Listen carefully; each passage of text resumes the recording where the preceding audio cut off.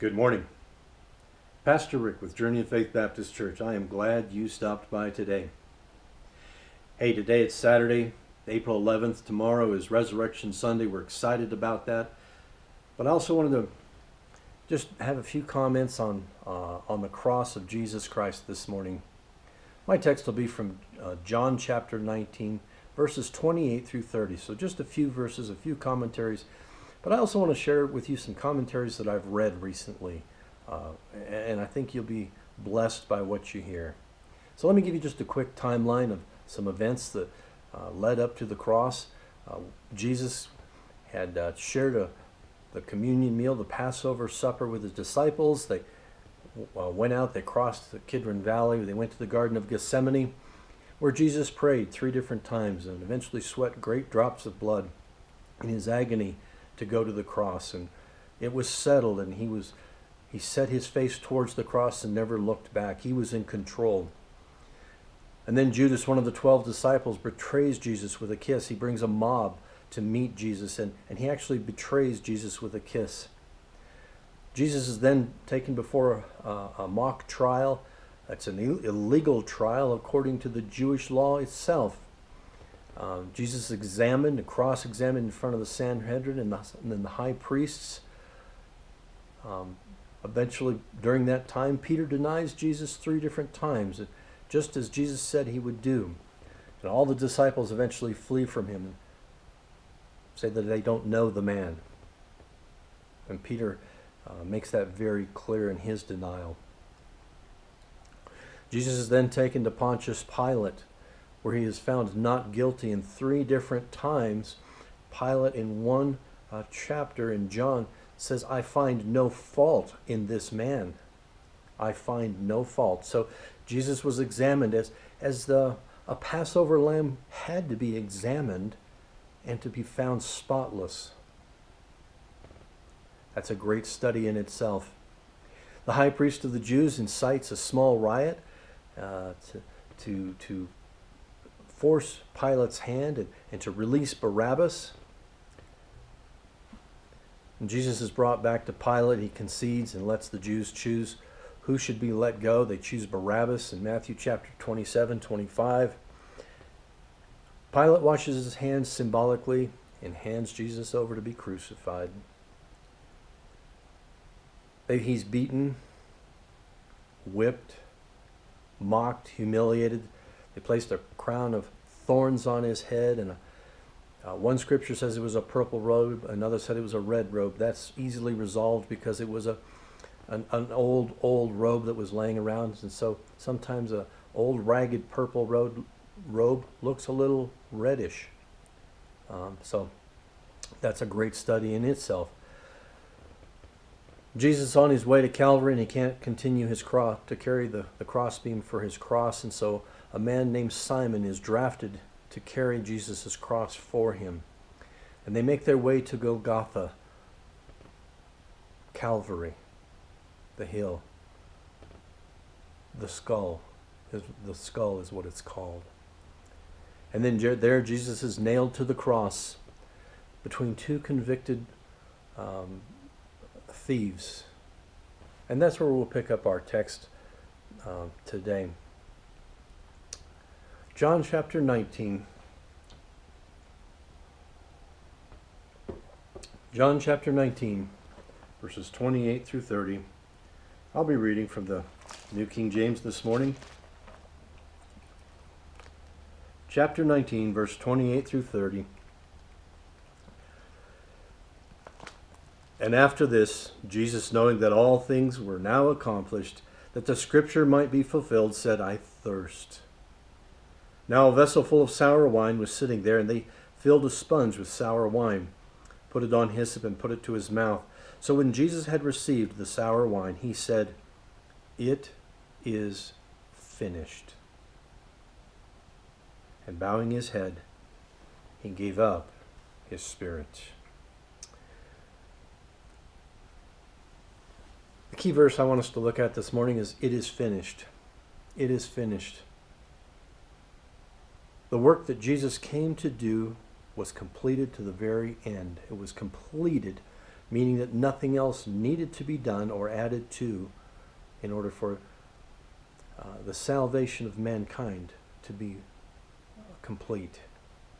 Let me share a couple of illustrations, and I found these as I was reading and studying. I just wanted to share a few things with you that others have written, because it's so they're much more eloquent in how they write, and I wanted to share with you because they inspired me. In his book, The Day Christ Died, Jim Bishop conveys the horror of such an execution. He writes, quote, "The executioner laid the crossbeam behind Jesus and brought him to the ground quickly by grasping his arm and pulling him backward. As soon as Jesus fell, the beam was fitted under the back of his neck, and on each side soldiers quickly knelt on the inside of his elbows, and thorns pressed against his scalp from his crown that the Roman soldiers had put on him. With his right hand, the executioner probed the wrist of Jesus to find the little hollow spot in the wrist. When he found it, he took one of the square-cut iron nails, raised the hammer over the nail head, and brought it down with force. 2 soldiers grabbed each side of the crossbeam and lifted it. As they pulled up, they dragged Jesus by the wrists. With every breath, he groaned. When the soldiers reached the upright, the 4 of them began to lift the crossbeam higher until the feet of Jesus were off the ground. The body must have writhed with pain. When the crossbeam was set firmly, the executioner knelt before the cross. 2 soldiers hurried to help, and each one took hold of the leg at the calf. The ritual was to nail the right foot over the left, but sometimes it was also nailed through the heel on either side.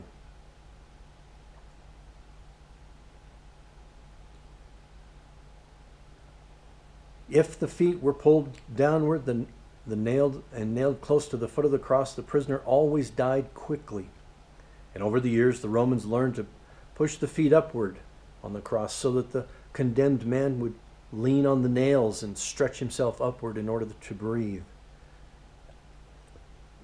What a horrific sight. This is what Jesus fought to do. From Gethsemane to this point, Jesus fought to be on the cross. He overcame much temptation. Temptation to exercise his own will and to walk away from the cross. Temptation to abandon the mission. And yet he would not, because too much was at stake. The soul of every man, woman, and child that was ever born or ever would be born is at stake here. And Jesus could not. Jesus would not abandon his mission. Listen to what Chuck Swindoll says about this. Chuck Swindoll mentions this, and he says, excruciating pain accompanied every upward push for breath and every downward release from fatigue. Each movement cut deeper into bone and tendons and raw muscle. Fever inevitably set in, inflaming the wounds and creating an insatiable thirst. Waves of hallucinations drifted the victim in and out of consciousness. And in time, flies and other insects found their way into the open wounds. At this point, Jesus knew he had accomplished everything the Father had sent him to do. And to fulfill one last scripture, he said, I am thirsty. A jar full of sour wine was standing there, so that they put a sponge full of sour wine on a branch of hyssop and brought it up to his mouth. When Jesus therefore had received the sour wine, he said, It is finished. And he bowed his head and gave up his spirit. I want you to notice that the cross didn't kill Jesus. Jesus gave up his spirit and left willingly. Once the work was done, once it had been accomplished, there was no need for further suffering. Jesus gave up his spirit and left his body. He is the only one who has the power to do that. But those three words, it is finished, come from one Greek word, teleo, or tetelestai.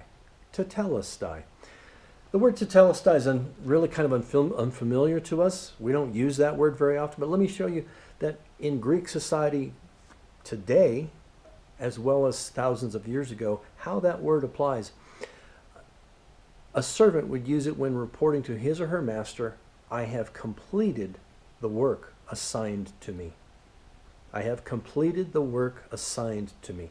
That's one meaning. How apropos and how that fits with Jesus' work on the cross. When a priest examined an animal sacrifice and found it faultless, this word was also applied, tetelestai, or teleo. And this word means it is finished, it stands finished, and it is always finished. It is always finished. Nothing more needs to be done or added. Isn't that joyous? Isn't that great news? Max Lucado writes this, the history-long plan of redeeming man was finished. The message of God to man was finished. The works done by Jesus as man on the earth were finished. The task of selecting and training ambassadors was finished. The job was finished. The song had been sung. The blood had been poured. The sacrifice had been made. The sting of death had been removed. It was over. And then Dr. Warren Wiersbe writes this, perhaps the most meaningful meaning of tetelestai was that used by the merchants. And it was this, the debt is paid in full.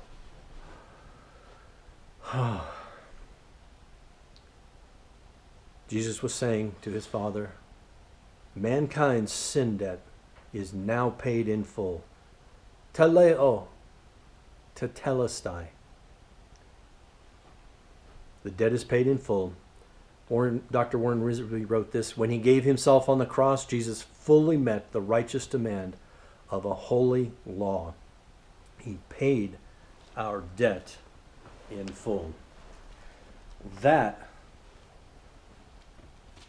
is the foundational principle of Christendom. That is absolutely foundational. Without the cross, there is no reconciliation to God. But the debt of sin has been paid in full. And to me, folks, that is glorious. That is such a reason to sing and to praise. Man, if I wasn't a Christian today, I'd become a Christian, because this is good news for mankind. And good news means the gospel. So be sure you share your good news or your gospel story with others, especially in this day and age. We need more than ever the good news of Jesus Christ. Tetelestai. It is finished. It is paid in full. Thanks for stopping by. I'm Pastor Rick with Journey of Faith Baptist Church. God bless.